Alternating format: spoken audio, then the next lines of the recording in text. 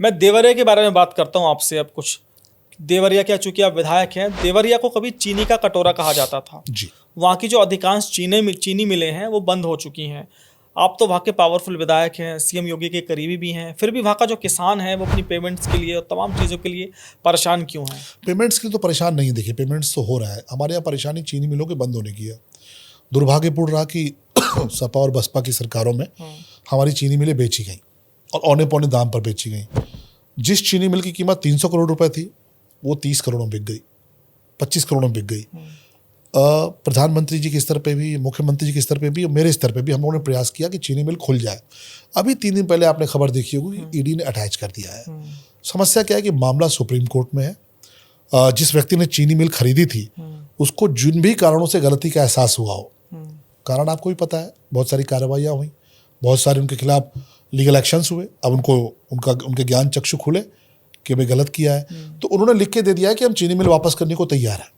वापस कर दिया उन्होंने।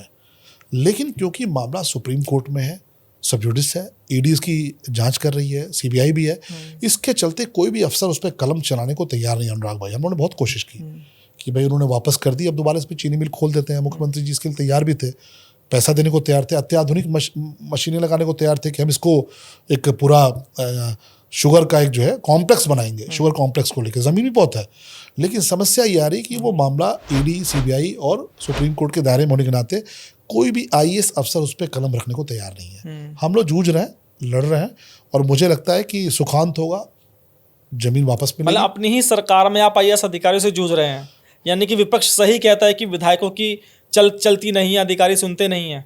जूझने का अर्थ ये हुआ कि अधिकारी को लगता है कि हम इसमें कलम रखे और कल को सुप्रीम कोर्ट ने कह दिया भाई कि आपने क्यों दे दी ज़मीन, मामला सब जुडिस है। तो अधिकारी तो आप जानते ही हैं कि वो अपने लिए सोचता है, अधिकारी तो अपने लिए सोचता है। जनप्रतिनिधि और अधिकारी में बहुत बार ऐसा मैं देखता हूँ कि जनप्रतिनिधि आलोचनाओं का शिकार होता है।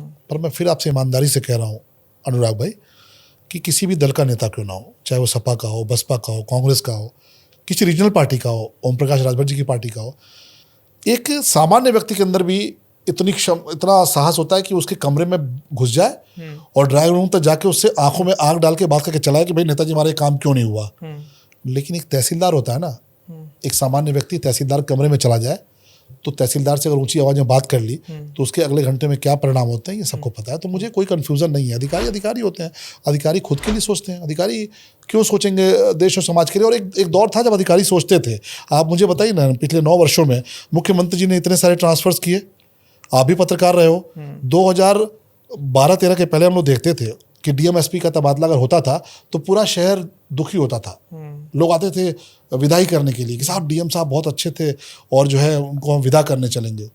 आज डीएम-एसपी का तबादला होता है तो जनता लड्डू बांटती है कि चलो भाई ये गया, अगला आया बोलता अरे भाई ये तो उससे ही बड़ा वाला आ गया। तो अधिकारियों के प्रति मेरे मन में कोई संशय नहीं है, लेकिन हाँ लोकतांत्रिक व्यवस्था है और उस लोकतांत्रिक व्यवस्था में हम लोग सही काम करा ले जाते हैं। करना भी पड़ेगा, क्यों नहीं करेंगे? हमें जनता ने इस काम के लिए चुना है तो हमारा काम करना पड़ेगा। लेकिन मतलब ये बात आप मानते हैं कि जो भाजपा के बहुत सारे असंतुष्ट विधायक हैं वो इन अधिकारियों की वजह से सरकार के खिलाफ हैं? उनको कहीं ना कहीं ये मैसेज जाता है कि बाबा ने मना कर रखा है कि अपने विधायकों की मत सुनो, अपने नेताओं की मत सुनो। ऐसा नहीं, उनको पता है और अधिकारियों का नेचर भी सबको पता है।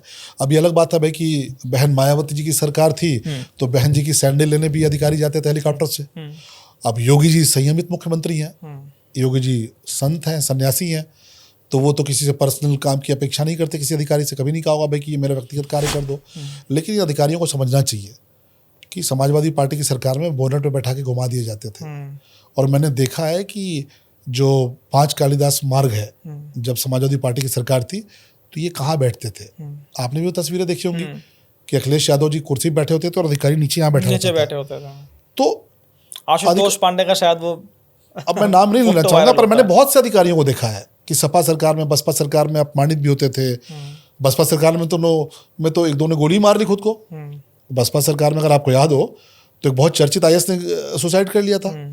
तो बसपा सरकार, सपा सरकार में ढंग के अपमानित किए गए। और आज भी अखिलेश यादव जी की जो भाषा है या समाजवादी पार्टी की जो भाषा है वो तो कहते हैं कि हम आएंगे तो ऐसा कर देंगे, वैसा कर देंगे। पर हाँ, भारतीय जनता पार्टी एक संस्कारवान पार्टी है और हमारे सामान्य कार्यकर्ता से लेके हम लोग जैसे कार्यकर्ता से लेके हमारा नेतृत्व भी किसी को अपमानित नहीं करना चाहता, लेकिन प्रतिबद्ध है और कठोरता से निर्णय लेते हैं, उसको लागू भी कराते हैं, चाहे वो प्रधानमंत्री मोदी जी हो और चाहे मुख्यमंत्री योगी जी हो।